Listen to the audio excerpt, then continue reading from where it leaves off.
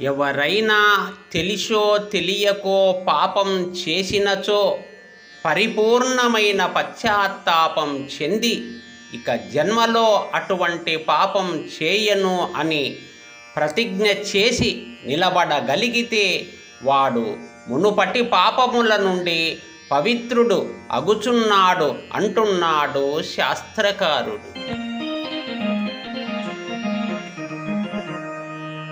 కృత్వా పాపం హి సంతప్య తస్మాత్ పాపం ప్రముచ్యతే.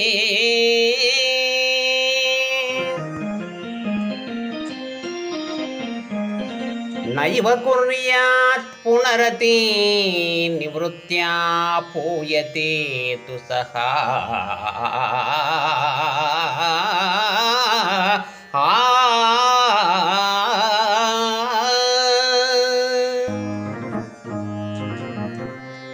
ఎవ్వడైనను తెలిసో తెలియకో పాపము చేసినను మనస్ఫూర్తిగా పశ్చాత్తప్తుడై మరలా ఇంకెప్పుడు ఇటువంటి పాపములు చేయనని ప్రతిజ్ఞతో కూడిన దృఢమైన సంకల్పము చేసినచో ఆ చేసిన పాపము యొక్క పరంపర ఫలితముల నుండి విముక్తుడై పవిత్రుడు అగుచున్నాడు అంటున్నాడు శాస్త్రకారుడు.